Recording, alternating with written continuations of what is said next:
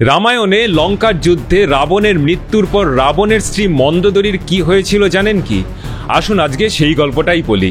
এই যুদ্ধে মন্দোদরী শুধু রাবণকেই নয়, সন্তান ইন্দ্রজিৎ অর্থাৎ মেঘনাদ এবং সাথে অন্যান্য পুত্রদেরও হারান।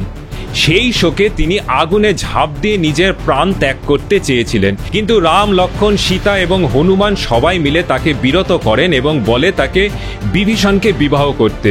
মন্দোদরী ছিলেন অত্যন্ত দয়ালু, ধার্মিক, জ্ঞানী এবং বুদ্ধিমতী রানী, যাকে লঙ্কার প্রজারাও অত্যন্ত শ্রদ্ধা করত। তাই লঙ্কা রাজ্যের জন্য দরকার ছিল রানী মন্দোদরীকে। কিন্তু মন্দোদরী কিছুতেই রাজি নন অন্য কোনো পুরুষকে বিবাহ করতে, কারণ রাবণের প্রতি তার প্রেম এবং সম্মান ছিল একেবারে নিঃশর্ত। পতিব্রতা স্ত্রী মন্দোদরী স্বামীর স্থানে রাবণ ছাড়া অন্য কাউকে বসাতে পারবেন না। অনেক অনুরোধের পর তিনি লঙ্কা রাজ্যের কথা ভেবে রাজি হন।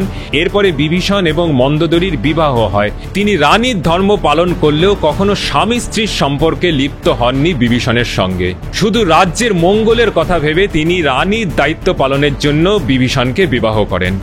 এর থেকে আমরা বুঝি যে সেই সময় জোর করে সতীদাহ প্রথা তো ছিলই না, সাথে বিধবা নারীদের পুনর্বিবাহর রীতিও ছিল।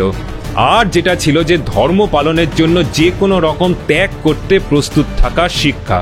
স্ত্রী হিসাবে রাবণবিহীন জীবন মন্দোদরীর কাছে দুঃসহ হলেও রানী হিসাবে সেই জীবনকেই পালন করতে হয়েছিল।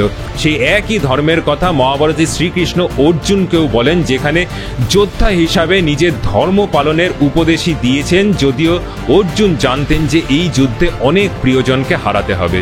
এই উপদেশ আজও আমাদের জন্য প্রযোজ্য। প্রতিটি মানুষকেই তার ধর্ম মানে ডিউটি পালন করে যেতে হবে, নিজের ইচ্ছে অনিচ্ছে, ভালো লাগা খারাপ লাগাকে পাশে সরিয়ে রেখে।